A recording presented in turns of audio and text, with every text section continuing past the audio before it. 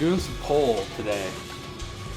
We'll use my back a lot, so I like to warm up a little bit before I get into the nitty gritty, because lower back, you just gotta get up and get moving before you start really pushing weight or pulling weight.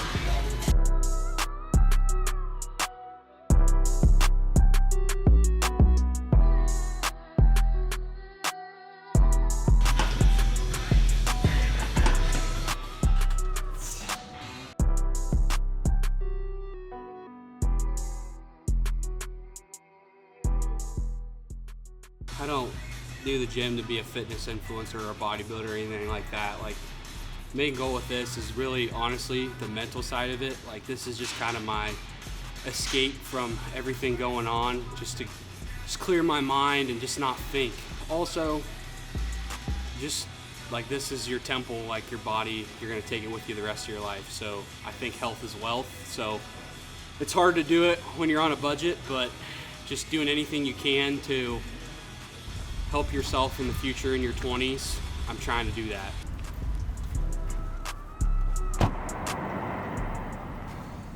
All right, well, workout's done. So before we go out on the farm, we gotta have some farmer grade bacon, you know, to fuel up and get some protein in, maybe some eggs, a little bit of toast, some banana. Gotta do bacon on the sheet pan. Easiest, fastest way to do it. Doesn't make a mess with the pan when you put it in the pan. And I also want to make eggs in this, so. Just for fun fact, when we first started with bacon, we had a lot of thick cut bacon, but we started recently working with a fair amount of wholesale partners, so a lot of them like their bacon cut really thin. They like a 13 to 17 slice count per 1 pound pack of bacon, or like a 9 to 13. But we were like having really thick bacon where it would be like 8 to 10 or like 7 to 10. So we had to make an adjustment, but we're there, so they'll be able to fill up this whole pan. I honestly like it a little thinner anyway. Takes less time to cook. I got too busy making eggs and I forgot about my bacon. Now, you can still eat that, but personally for me, I'm kind of in the middle when it comes to bacon. I don't like it all the way crispy. I like there to be just like a happy medium. This is crispy. So.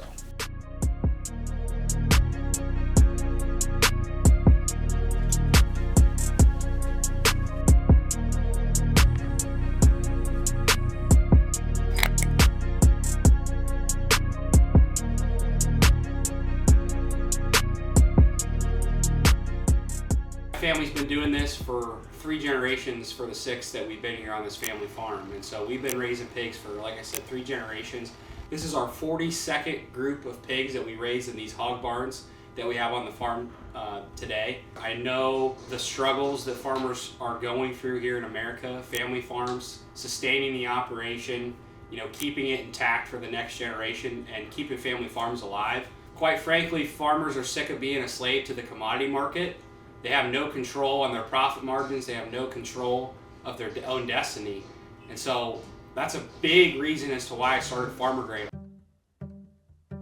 I've been working towards starting a direct-to-consumer meat business. And today is the day where we're going to officially announce it. And it's called Farmer Grade. That's what the meat business is called. It's kind of our main logo. And the mission behind this business is real simple. We're a direct-to-consumer meat business that we're trying to pioneer the modern way of buying and selling meat to you guys. Pigs that we raise on this farm are going through the direct-to-consumer meat business that I started. And all the other farms that we work with are getting paid a premium on top of what the commodity board would pay. That way they can get a premium for showing what they do on their operation. So not only the farms win, but also the consumer wins as well, because you're seeing exactly what's going on these farms and you're getting that trust factor.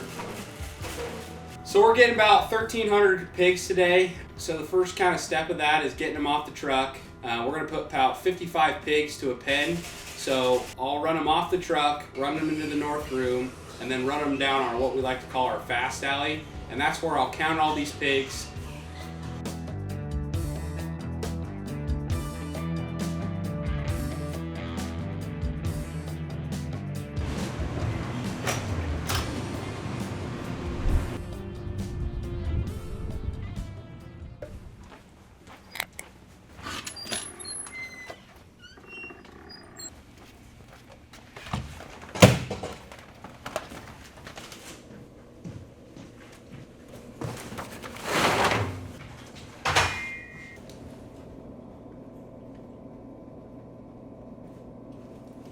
Going through the freezer and doing inventory is one of those things that it kind of sucks because it's cold, but it's kind of a necessary evil. Last year, Q4, with corporate orders and corporate gifting and Christmas and Thanksgiving, it just got crazy in there. It was crazy busy, which is a good problem to have, but our inventory management system is just not where I want it to be. I really want to work hard this year on getting an inventory management system down. We've done a lot to improve from where we first started, but I want to implement SKU numbers, labeling each shelf with a letter, and then also every single item we want to figure out how many items can fit in a crate, so that when we're going and checking our inventory and seeing where we're at, we can just count crates instead of counting individual meat products. But it's going to take a while to do that because there's a lot of meat in there. Figuring that freezer out and getting better there is definitely going to help us on both sides of what we're trying to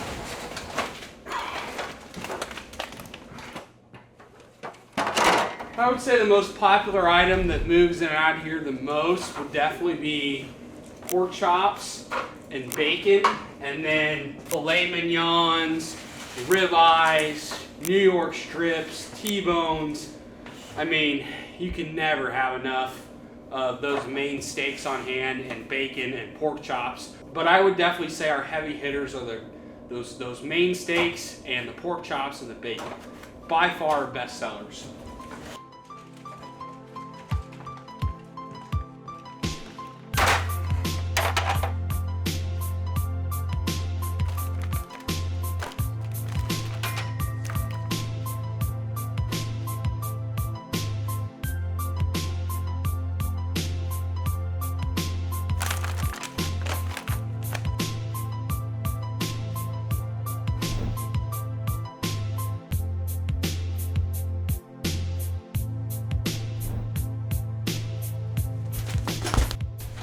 Oh, you can just never get used to the cold, man. I mean, I don't know.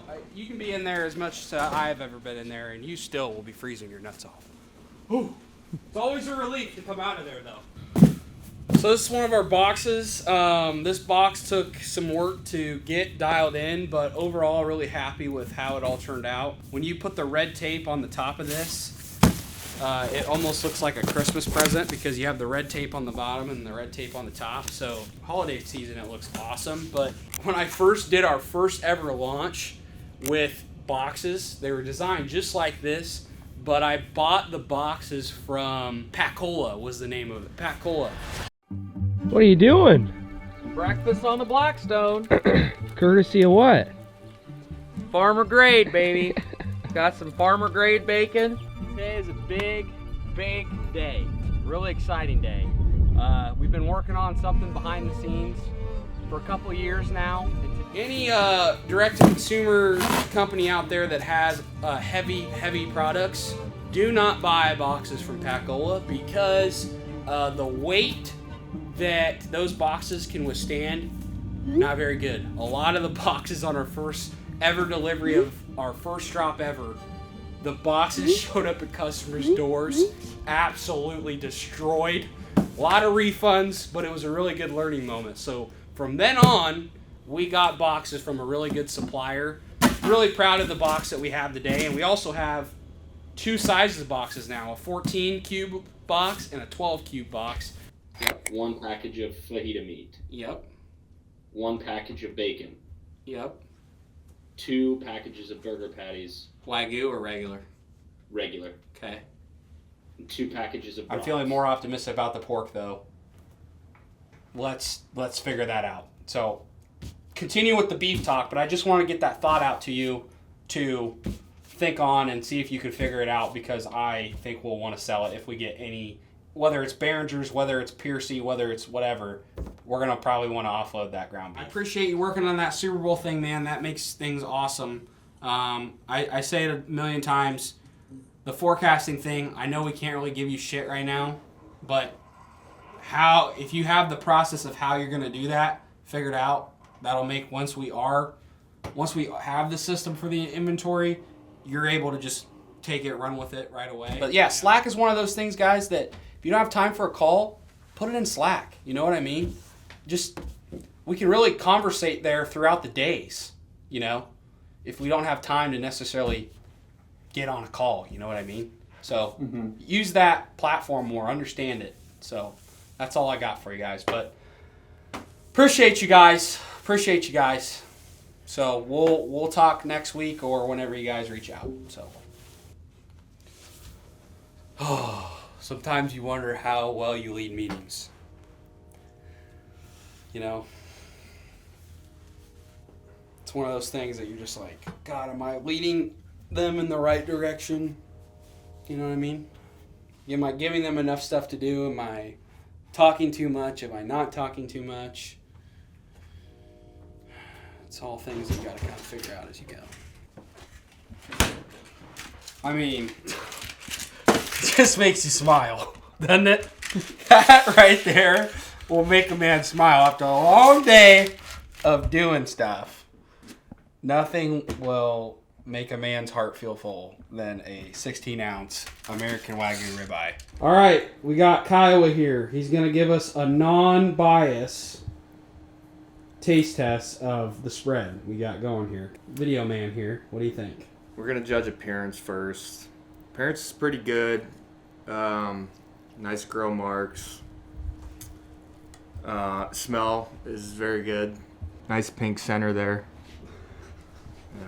And this is Wagyu. Right? Wagyu, American Wagyu. Half-blooded American Wagyu. Fat content is pretty good. Marbling is very good from when we seasoned them. First bite here. Honestly, I don't think I've ever had Wagyu before. But 8.5, probably. Best It's very steak you good. ever had in your life, you rate an 8.5 out of 10 compared to the best steak you ever ate in your life? Yeah. All right. 8.5. That's pretty good. You heard it here first. Real good day. This is our first time ever doing something like this, so we appreciate all you guys for watching, tuning in. American Wagyu, farmergrade.com, Queck Family Farms. 8.5 for a steak you make at home compared to the best steak of your life. I mean, I'll take that 10 times out of 10. So we're going to dig in. We're going to devour these and enjoy ourselves. So we'll see you back here for the next one.